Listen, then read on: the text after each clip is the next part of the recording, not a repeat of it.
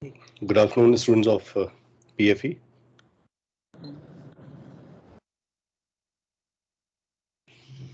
Good afternoon, sir. Good afternoon, dear.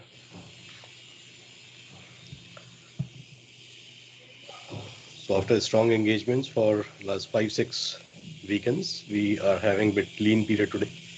So only one class is there. You must be having the FBLs also. I also had a session with other PFE groups.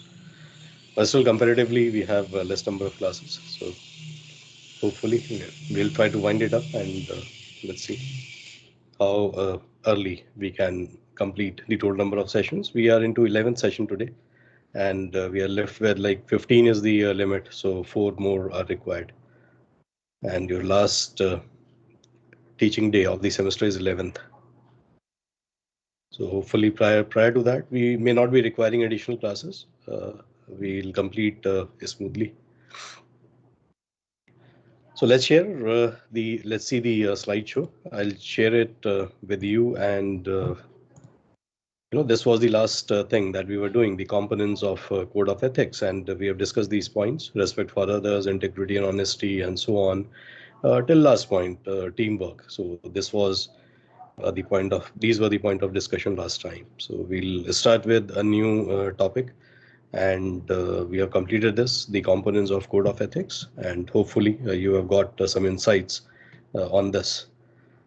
So let's move forward and see what's in offering the code of ethics. After that, we will be talking about professional obligations, and there will be one slide, I think so, as far as I recall, for professional obligations. So here comes the topic that we need to discuss. So let's start today.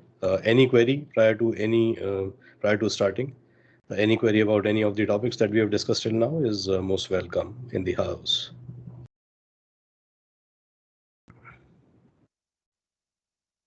So professional obligations, we are talking about the contractual obligations which happens between two people at the same time. So people could be the consultants, people could be say representing the organization and so on. So let's see what's in offering here. So it talks about contractual obligation, and when an advisor enters into a contract, or that would be a written agreement with a client, this creates legally binding obligations to perform the terms of the contract in a particular way. So it's like even buying a particular product at that point of time when invoice is generated, you are in legal contract with the company of which you have bought a product. So I was talking about written agreement or legal binding obligation, the terms and conditions, and so on. So this includes a duty to act with diligence, due care, and skill, and also implies obligations such as confidentiality and honesty, even if they are not specifically set out in the contract. But since these are basic rights of humans under the Constitution, confidentiality, honesty, right to be heard, and so on. In addition to that, privacy. So, even if it has not been mentioned somewhere in the contract, but it's still like the Constitution of India, if you are an Indian, that'll hold on you, and that's why this becomes automatically applicable to you. So many ethical issues are likely to stem from advisors' relationships with clients. Most of these can be overcome by having clear terms in a written agreement about how certain matters will be dealt with, such as the sharing of confidential information, the use of interpreters, refunding, invoicing, you name it. The other point says lawyers, doctors, teachers, and other persons who belong to a profession are bound either by professional codes of conduct or by contracts that contain standards of conduct. So you as a student, when come into the organization, there is a legal bounding clause between you and the academics.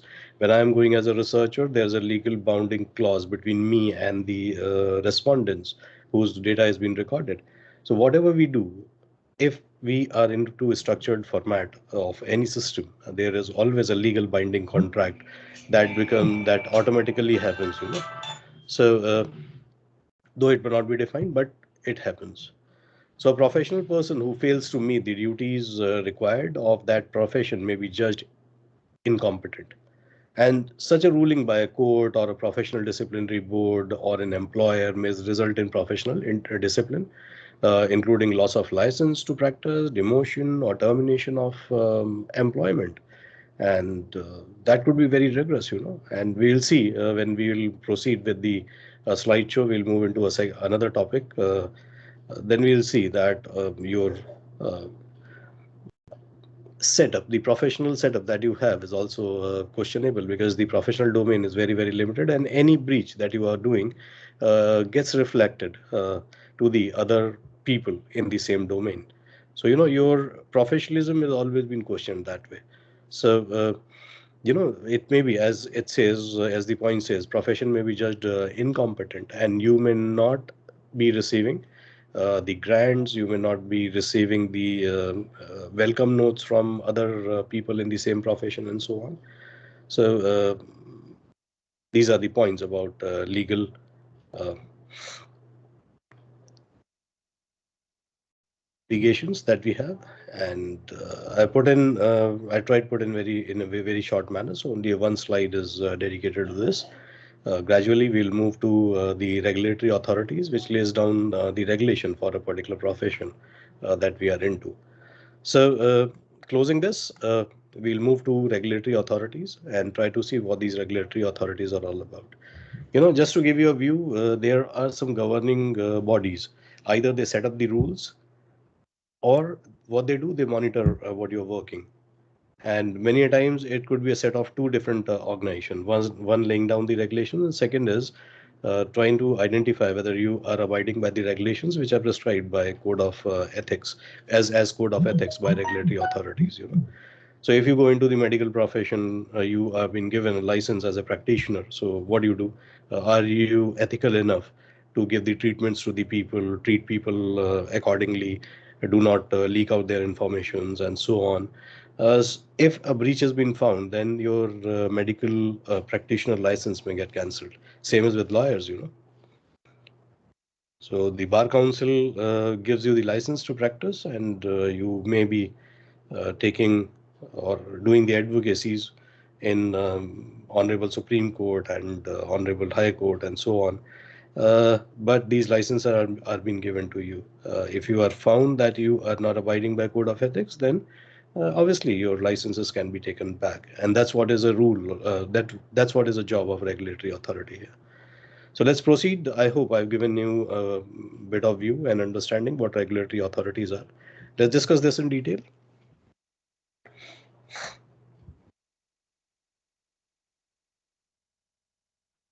So regulatory authority is the power that the legislature gives an agency to enforce statutes, to develop regulations that have the force of law, and to assist the public in complying with laws and regulations. The power that can be delegated and the method of delegation are determined by the state of constitution. So that may be between government, and that may be between the applicable agency. Some agencies are charged with enforcing specific statutes passed by the legislative body and given little discretion in their actions. So they may not be asked to create the regulations, but yes, they will be uh, viewing people and its members, how they work. Are they adopting the code of conduct, code of ethics or not? If not, then obviously they will report this to the agencies who have formed the regulations. So that's what I was saying, that these could be two different agencies. One which is creating the regulation, and it may be the law itself which is created by Government of India, maybe in the Parliament, and through Parliament that regulation has come out, and there is a uh, agency, the regulatory authority, which is making sure that whatever has been passed as a rule, as a law, uh, abiding by Constitution of India, that is followed by the practitioners in that particular domain for which the law has been passed. More commonly, the agencies circulate specific regulations or adopt national codes as binding in their jurisdiction. These are enforced through licensing and other mechanisms that require regulated entities to adhere to the regulation. And this provides clear guidance, as the point says, for the regulated entities, and simplifies the enforcement. Everybody comes to know that what they need to do and what they need not to do. As the last point says, deviation from these standards is easily documented, preventing lengthy legal challenges to enforcement actions. So there are standards, and what you are doing that gets documented.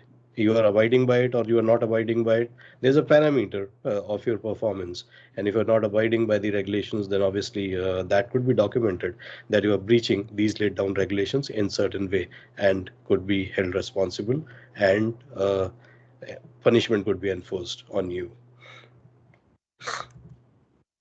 Moving ahead, the role, what this slide talks about is the role of regulatory bodies under various professional government acts. So we call in short PGA. So India has various PGAs for for professional working. As I talked about, medical professionals and even say researchers or lawyers, architects, all are being guided, all are being guided by certain regulations laid down by their regulatory authorities. So whatever sections are there for these authorities, general duty and responsibilities of regulatory bodies, if you see, are as follows. And it says that it is the general duty of a regulatory body at all times to serve and protect the public interest with respect to exercise of a profession, professional governance, and the conduct of registrants, whoever is registered with that particular body. So if it's a medical practitioner, if it's given by license is given by medical council, then it needs to monitor that doctors are following ethical way of giving the treatment to the people or not. So that's there. A regulatory body has the following responsibilities: to superintend the regulated practices, to preserve and protect reserved practices as and wherever it is applicable in the public interest. And the other point is to govern the members of the regulatory body according to the regulations and bylaws. Member here means all the people who are registered for a specific professional work under that professional body. To establish the conditions or requirements for registration, new people will be joining the bodies. So regulatory bodies are having the responsibility of laying down the regulation and the methodology. They should also make clear the methodology of joining these bodies. So if a new lawyer is there, how he will be registering in the bar council, that needs to be clarified to the lawyer who has just passed out of the college and had practiced in moots. So he may join accordingly.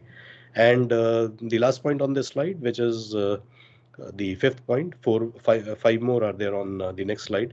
So this says to establish, monitor, and enforce the standards of practice to enhance the quality of practice so that the members avoid, first thing, the professional misconduct, which is given in that particular point, conduct unbecoming a member.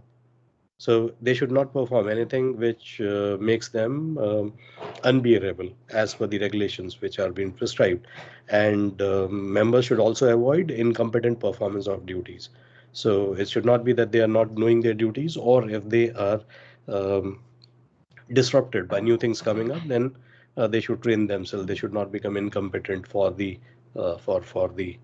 profession for which they are offering the services. So these are 5 points here, five more to come, which are point 6, 7, 8, 9, 10. And it says to establish and maintain a continuing competency program to actually promote high practice standards among the members. So training becomes integral part of these governing agencies, these uh, regulatory bodies, so that if they find out, as we were talking about incompetent performance of duties, as if they found out that somebody needs the help, then they should be providing that help in making people aware of the latest that's happening. In addition to that, if what you call the trainings are required, then they will also make sure to offer the training so that people get benefited. Just excuse me, my throat is itching a bit. I'll come back in 10-15 seconds.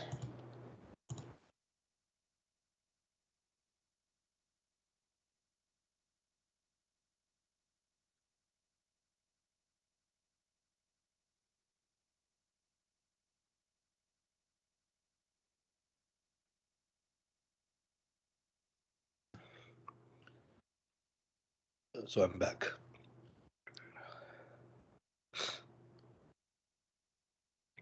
Okay. So 7 point says to establish, monitor, and enforce standards of professional ethics amongst members. So they should even make people aware that what actual standards are uh, required out of people. So they will make sure that people also know about the punishments if they breach particular regulation, and that's why it becomes responsibility to establish, monitor, and enforce standards of professional ethics among all the members who are registered with the governing agency. The other point is to establish and employ registration, investigation, and discipline procedures. So grievance handling is also part of it. So people may not be, or people may have found some difficulty dealing with the client, or the client would have found difficulty dealing with the member of the agency, and so on. In that case, complaints needs to be registered, and obviously they should be investigating the real real reason behind that particular dissatisfaction among either of the person, the registrant of this particular governing agency, or even the client whom the service has been offered by that particular person, that professional. So they also need to maintain the transparency, objectivity. They should be impartial, and they should be fair in doing the investigations and discipline procedures if they want to do. So this is one point, and next point says to administer the affairs of the regulatory body and exercise its powers and performs its duties, which are under the specified enactments of the uh, big setup in which they are working. So as I was again talking about bar council, etc. So bar council will only abide by what is prescribed by Constitution of India. So that's the way. So. If you are getting the sounds from nearby, I'm sitting in my study, and there is a uh, civil work going on adjacent to me. So I hope you will bear with us, because uh, neighbors also get their jobs to be done on Saturdays and Sundays only. So probably not much of the disturbance is coming because of the noise reduction, which is on this studio mic. But if it is coming, then I'll request you to please bear with it. So as I was saying, the last point, if you say here, uh, I'd add on a few things here, like in the course of exercising the powers and performing the duties of the regulatory body under specified enactments to promote and enhance collaborative relations with other regulatory bodies, allied institutions, and the government. Because this agency is trying to monitor what is laid down by the government, and they also are monitoring the people. So they are actually establishing and nourishing the relations which are with the agencies, the other regulatory bodies which are there, and the government. So they have to make sure that collaborative relations are enhanced. The other point is the interpersonal collaborative practice, which is also on the slide. If you see the last point, 10th point, that's what I'm talking about. So interprofessional collaborative practice, which actually is, say, anybody who is registered with this, when I come from the field of IT also. So in IT, we are coming up with quite a huge number of researchers in especially in the field of AI. So AI involves cognitive science applications. So though it's working, it's inventions happening in information technology and analytics, but we would be requiring people from medical services also for having their view on neural networks and so on. So we are collaborating number of people together, and that's why the IT regulations and the body of IT monitoring cells and the cybercrime cells, etc., should keep track of interpersonal relations. Those are across these cognitive science professionals. So it's not only the IT people are working there. It is that IT professionals are working in accordance to the people who are in medical profession. So what medical profession says, what they should be contributing to. So that those guidelines needs to be laid down, and for this particular collaboration between IT professionals and between the medical professionals, so that something useful for the end user is created, interprofessional collaboration is required, and that's why this is up to the governing agencies, the regulatory bodies, to make sure that interpersonal collaborative practices, for that some regulations are being laid down. And the other point, the sub point, if you see the ability of its member to respond and adopt, and that is specifically to the changes in practice environments. New things are coming up. New things are coming up. Academics is updated, so new professionalism is coming up. People, how those are graduating, that is changing. The practice environments are changing. Uh, so sometimes these changes may be disruptive to the people, and that's why these governing agencies should make sure that they also study the ability of its members to respond and adapt to the changes those are happening. So I was talking about practice environments. Take an example of legal again. uh, you know uh, During pandemic, even the cases were heard online. So as we are having classes online, there were proceedings of the court. Those were done online. No need to move to the physical court, etc. So these advances, or say these inclusion of technology into law, practice of law, not much people would have been comfortable with it. So it becomes responsibility of a bar council to teach people that what ideal platforms are there, which lawyers can use and connect to the honorable court, and participate in the proceedings of the court. So that's what this point says. Very important point. The ability of its members to respond and adopt. I'll again say to the changes which are disrupting, the changes in the practice environments, advances in the technology, and any other emerging issue that is coming up. In short, if I'll say, the members should be trained and have competencies to address all kinds of disruptions which are coming up in their profession.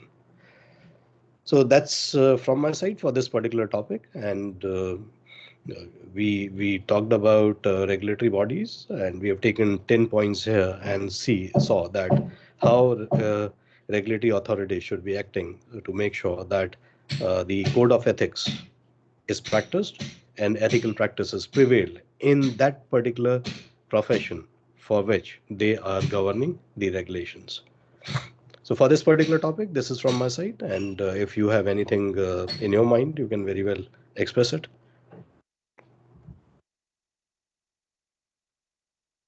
If not, then we'll move to the other topic, and again we are sticking to code of ethics, but here we are going to talk about privacy. But I think so many of you already know about privacy, what's a privacy, and how it is different from confidentiality. So privacy is something which allows you to keep yourself uh, unknown to the people, which allows you to keep yourself unknown to the people. Well, that means what I want to share, I have a right over it. I should not be forced to give undue information about myself. So intrusion into the unknown of mine is not allowed. It should be left to me. It should be left to me that what I want to disseminate. It should not be that I'm forced to disseminate.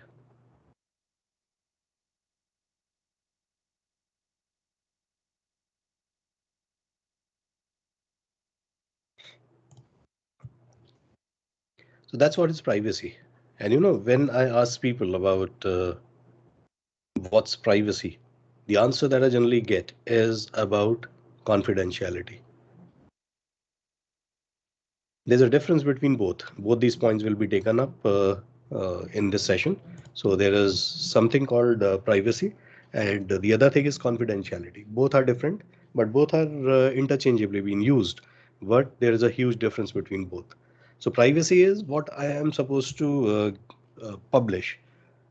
in the context of event. If I am forced to publish irrelevant information in the context of event in which I am working, then that's breach in privacy. So when I'm buying the any product, suppose it's a car. So car company would require certain information from my side, such as my name, my address, my phone number, my mail ID, and so on. So they will be requiring that, which is fine. Why? Because as we have already seen, we are going into legal contract, and there are certain terms and conditions for fulfilling those legal contract. So car has a warranty, and it has services that are being offered free or paid to me by the car company for fulfillment of that. Maybe if they want to make me r- they want to call me regarding some kind of process. Let it be like if I am missing the authorized service, then they'll give me a call, or they'll tell me in advance that oh, your service is getting due. It may be that I'm missing the insurance, so I'll get a call from the people. It is also about keeping the product healthy. So these terms and condition automatically come in. So when the billing of this car is being done, they ask me certain information, But I may be forced to give the information like what is my total income, what is my family size, etc. That has nothing to do with the car.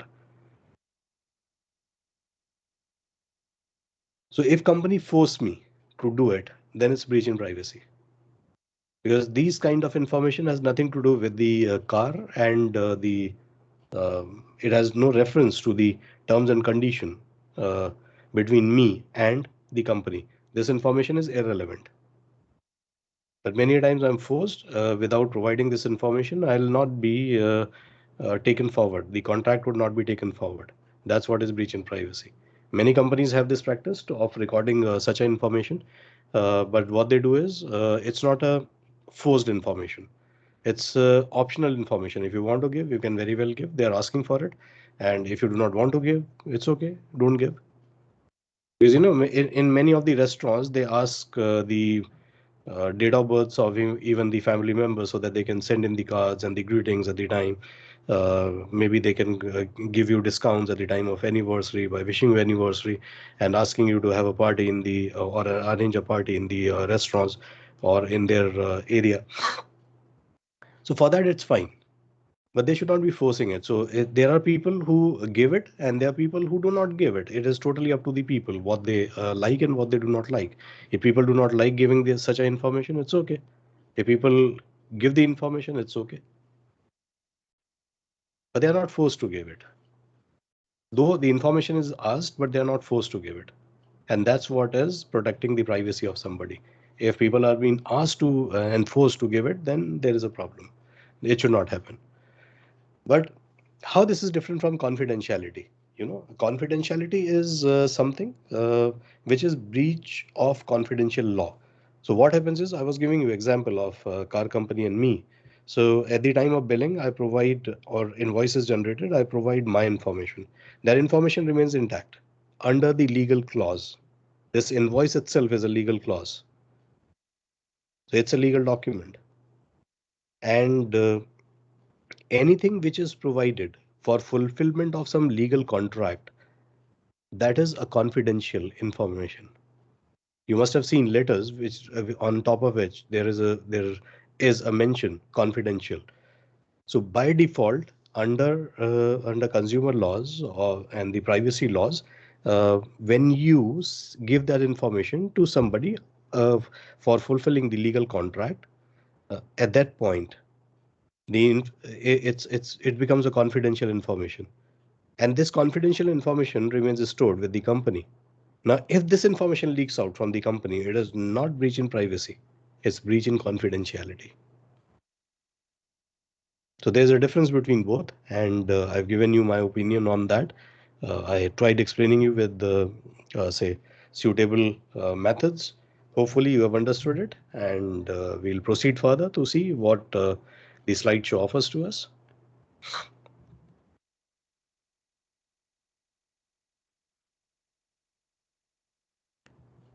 So we are moving here. Privacy, we have seen privacy is the right to be let alone or freedom from interference or intrusion.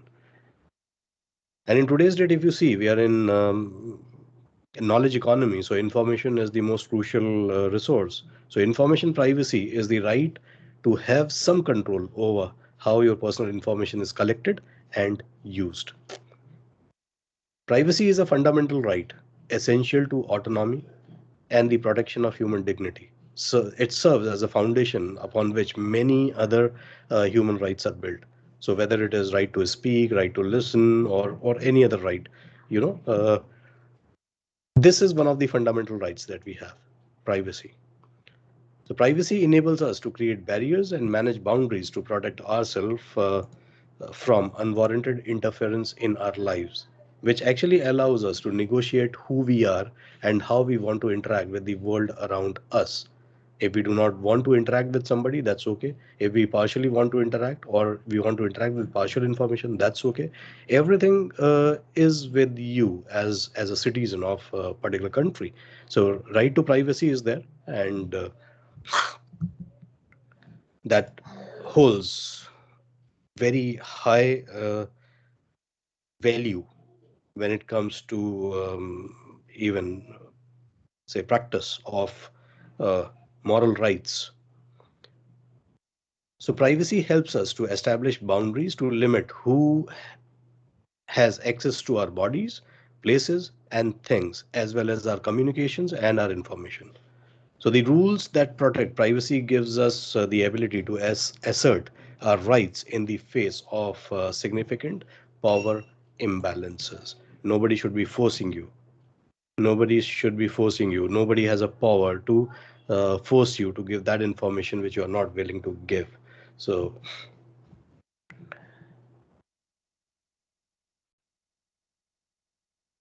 moving ahead, so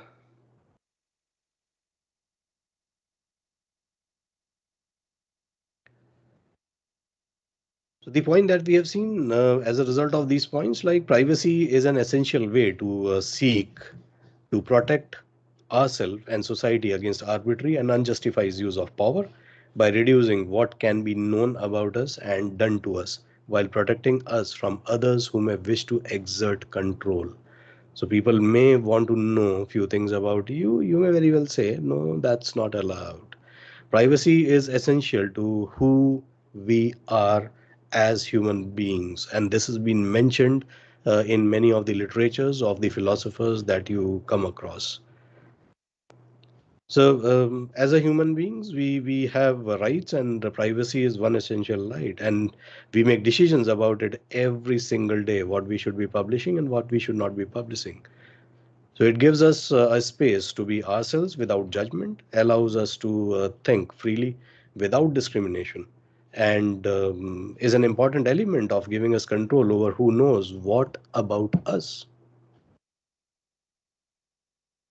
So who knows what about me is my right. If I do not want to tell something about me to somebody, that's my right. I will not be telling it. But you know what is the biggest challenge in today's knowledge economy? Uh, The slide says it's very categorically. The most significant challenge to privacy is that the right can be compromised without the individuals being aware. You may not be knowing that your rights are being at stake, and you are providing the information. You are providing the information. You do not even know if I coming from IT background. I always give this example. You not even know that your information is shared in what way, how it is used, etc on the social media itself. You are posting and posting and posting. So how it has been used, you do not know. So you may not be just you may not be very much aware that you are actually uh, a victim, and there's a breach in privacy happening on the other side. This is what is with the privacy. With other rights, if you compare, you are aware of the interference, being detained, censored, restrained. if you're held for long, for other rights you are very much clear, but for privacy, since it deals majorly with the information, you not don't even know. So that's what is the point here. So increasingly, we aren't being informed about the monitoring we are placed under, and aren't equipped with the capabilities or given the opportunity to question these activities. Either we are not knowing about it, we do not have capabilities to understand that there is a breach in privacy happening, and we our freedom is at stake. So we may not be knowing it.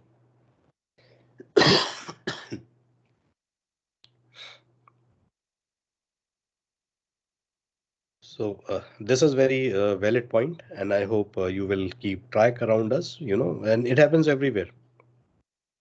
Though companies tend to cover it through informed consentism, but you still do not know that what all access they are going to have to your information, and you even don't know that what they will do with that access of the information that you have. So it's as simple as that you download a particular app. Uh, just a minute.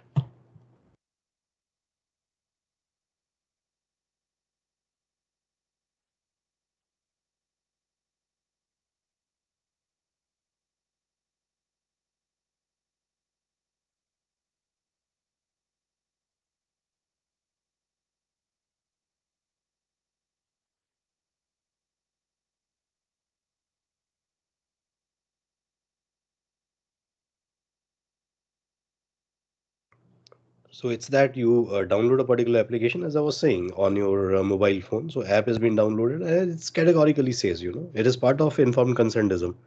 So partially they are correct, and they say that it is going to have access to your address book, to your camera, to your galleries, and so on. But either we do not read the complete terms and conditions, or it is not even mentioned in terms and conditions, though it is mentioned that what they are going to access, but what they are going to do with that information, that is not clear. And that's what this says. Right can be compromised without an individual being aware. You are not aware what they're actually doing, but you simply click on okay, okay, okay, okay, and go on.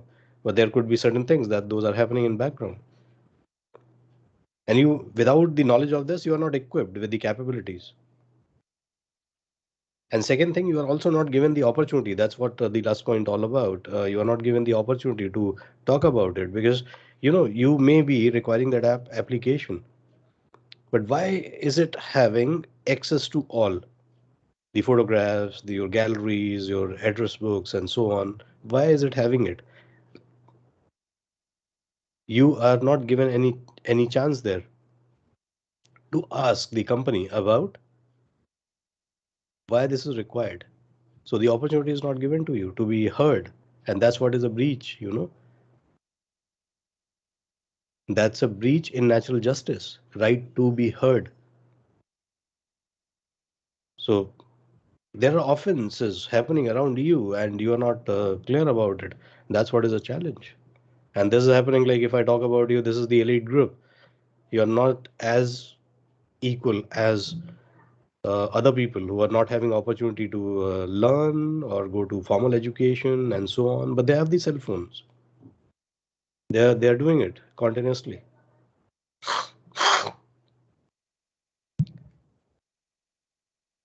So if I proceed further, it says, is privacy a right? Privacy is a qualified fundamental human right. Remember, I've already said, based on this, there are other human rights which uses this right as a platform. So the right to privacy is articulated in all of the major international and regional human rights instruments. And if you talk about India, uh, Protection of Human Rights Acts that was passed in 1993, that has right to privacy, which states, if you take the excerpts out of this, which states that no one shall be subjected to arbitrary or unlawful interference with his privacy, which includes family, home, or any correspondence as such, nor nor to unlawful attacks on his honor or reputation. Wherein the second point also says everyone has a right to the protection of the law against such interference or attacks. So even if somebody is doing this, I have every right to go to the legal legal setup and launch my complaint, I should be heard. I've already said the right to be heard is a right under natural justice, where I should be heard without any bias. If you see, an important element of the right to privacy is the right to protection of personal data. While if you see, the right to data protection can be inferred from the general right to privacy, some international and regional instruments also stipulate a more specific right to protection of personal data. So it's like, as I was talking about, uh, just told you about Protection of Human Rights Act in 1993. The breach in information of somebody, law against that is also passed in IT Regulation 2000.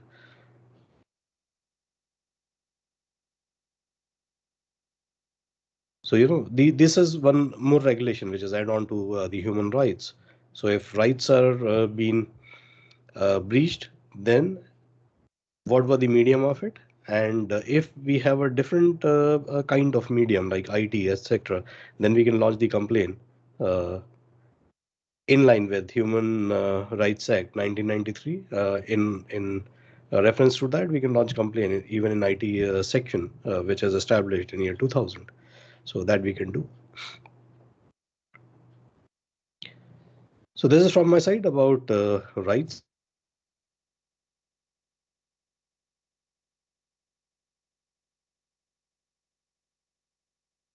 Gradually move to one more topic. Let's not waste time. So it's like we still have around 10 minutes. So I've talked about one part, and that's privacy. But then I was talking about the second part also. When we started with privacy, I said there's a difference in privacy and confidentiality. So let's see what's confidentiality. That's our next code of ethics, and we will be touching on confidentiality. What's that? Confidentiality is the obligation and right not to disclose information to unauthorized individuals, entities, or processes if it would harm the organization, its business relationships, or an individual. So here it specifically talks about organizational information. So we as a person, a serving person of any organization should not leak out any information. It may be information about business process, it may be information about other stakeholders, which includes customers, and it may be information about uh, the intellectual property. Intellectual property may include even the formula. So if I come to know about the formula of Coke, I'll leak it down to some other company. So this is not allowed. So it's part. If you talk about confidentiality, it's part of a duty of loyalty for the management.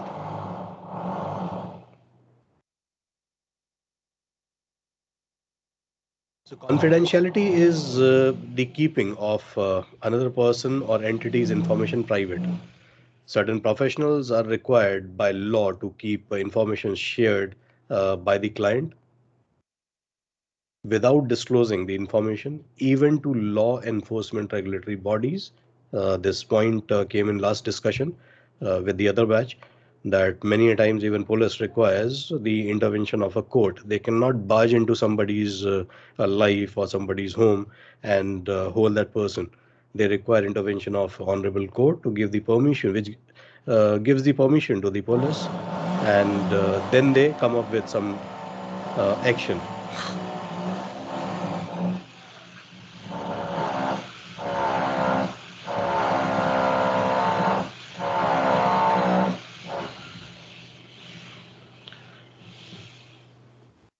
So these permissions are given under specific circumstances. The lawyer, the medical professionals, and you see any similar other professional keep the information of their clients confidential, as disclosing the information may harm the client economically, socially, or psychologically.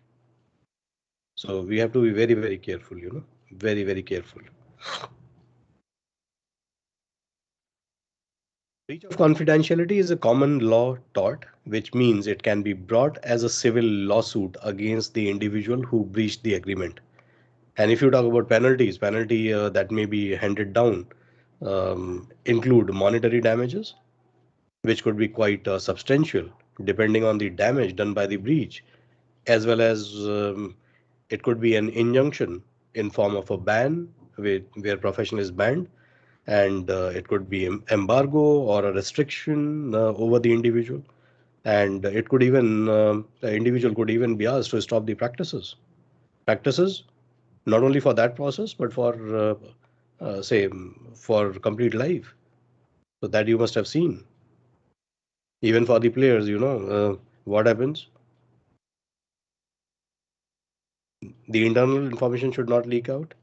If the doctors are disclosing their respondents information, then their medical licenses are being cancelled and so on. They have to abide by the ethical code of conduct. So the other point says if a breach of confidentiality occurs in an organization, the breaching individual may be subject to penalties by his employer or by the board. The board that issues his professional license. Or if you talk about employer who has recruited the person to perform specific duties as his KRA. So that's there. The question here is what is confidentiality in an organization? So confidential information means personal communication or information relating to an organization's business that is unknown to the public and only shared between a few people. Workplace confidentiality refers to any confidential information that you come across in the course of business. This information, if you see, comes into the possession of the organization through its work. It is the crucial information about the stakeholders and many business processes that companies conducting. And when they are accessing information, especially specifically for decision making.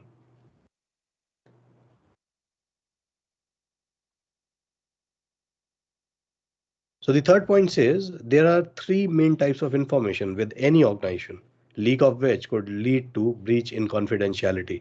And the first one is personal information of the customers. It could be any stakeholder. Customers are one of these stakeholders. Employee information that managers collect. So he may be collecting information about the people in the team, and that should also not leak out.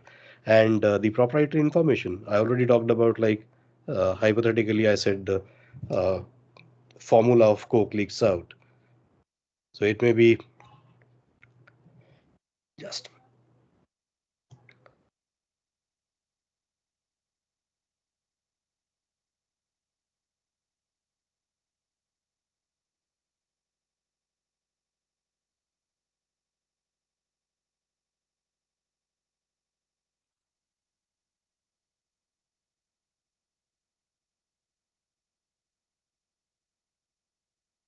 So it may be any intellectual property that the organization is having. They may have taken patent and they have a patent over a specific operation. It could be patent over a product and so on. So what is used there, if that leaks out, then obviously their margins are going to get affected. So that should not happen.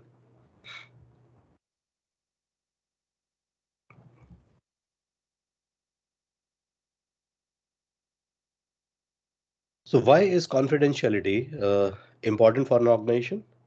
Well, it builds trust between employer and employee, and business owners have an obligation to keep stakeholders' information secure and trusted. To have their information shared is not only a breach in confidentiality, but it will destroy employee trust, confidence, and loyalty, and it may cause a loss in productivity and legal repercussions to the organization and to the person.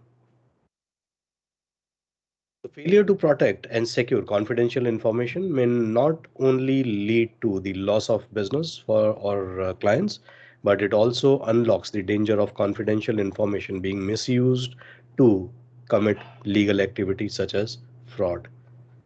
So a key element of confidentiality is that it helps build trust.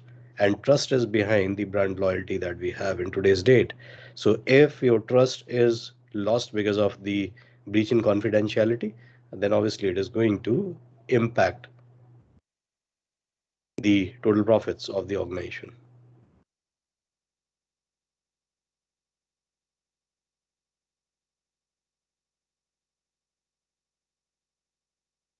So I'll take this slide as the last slide for the day, and we'll come back again and to discuss the other slides. We'll be starting with, or we'll be discussing with principles of confidentiality in next class. Though it seems like only 1 minute is left for completion of this session. So we'll not start this, and we'll be starting this only in next session, which is about principles of confidentiality. And these are there. You can explore these 6 principles have been given here. Justify the purpose. Don't use identifiable information. What's identifiable information? Please try to find it out, because the 4 points, point 2, 3, 4, 5 talks about identifiable information.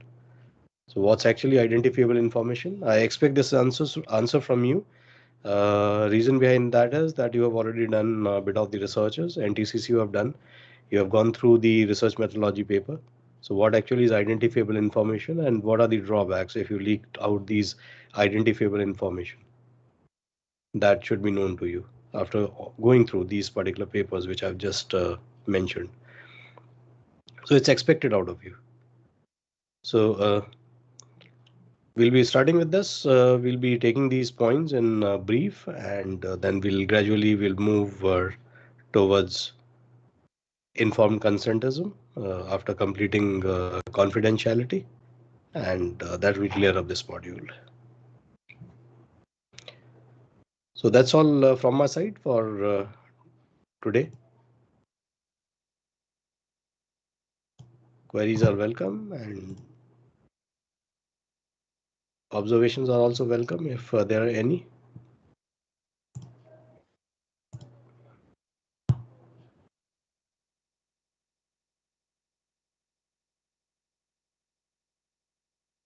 So nobody out of 65 is going to scream, is going to talk on anything.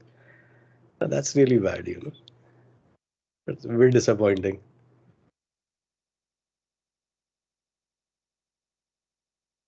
These are tutorial classes, and nobody comes up. Like I'm trying to share the content as much as possible with you so that you do not have a back seat. And when it comes to you preparing for the examination, you are clear with the particular topics, you know. So I'm putting in my effort, but then the response are missing. So a bit disappointing. Chalo, in any case,